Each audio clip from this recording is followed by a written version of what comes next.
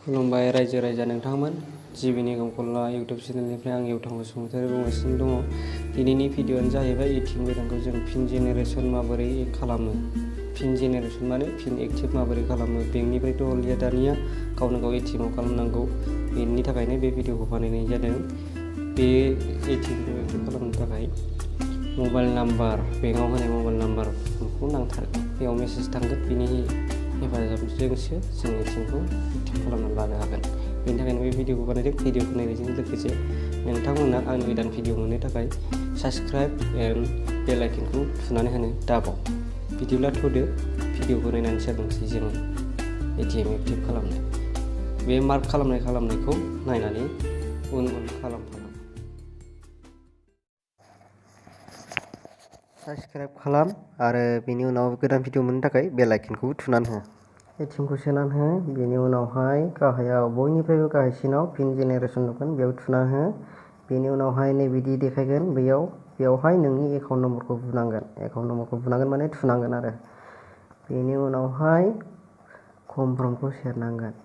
बै मार्क होनायखौ नायलां। मार्क होनायखौ नायबानो नैलाय बेयावनो आरो बेनि उनाव बिदि देखायगोन। अब्ला मबाइल नम्बरखौ बिगोन, नोंनि बेंकआव जेखौ होदों बे नाम्बारखौ, मबाइल नम्बरा। बेनि उनाव कनफार्मनि उनाव आरो बेखौनो सेरनो थिनबावगोन, प्रसेस देखायगोन। अब्ला नोंनाव नैबिदि देखायगोन, नैबिदि। अब्ला नोंनि बै मबाइलाव मेसेज फैगोन, लोगोसे रिसिप्टबो मोनगोन नायलाय। अब्लानो नोंनियाव मेसेज थांगोन। अब्ला आरो बेखौनो सोना होबाव, मेसेज थांखांनायनि उनाव एटिएमखौ सोना होबाव। बेनि उनाव फैसा बख'नाय बायदि बेंकिंआव सोना होनांगोन आरो खनसेबाव बेखौनो।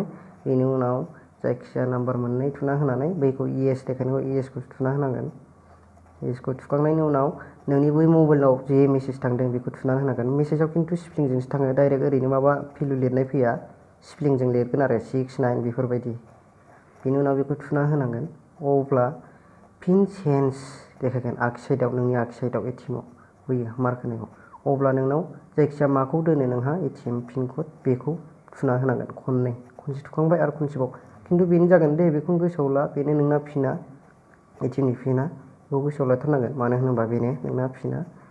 अब्ला खननै थुखांनायनि उनाव खननै थुनाय लोगो लोगो साक्सेसफुल देखायगोन। नैबेलाय साक्सेसफुल, लोगो साक्सेसफुल देखायबाय।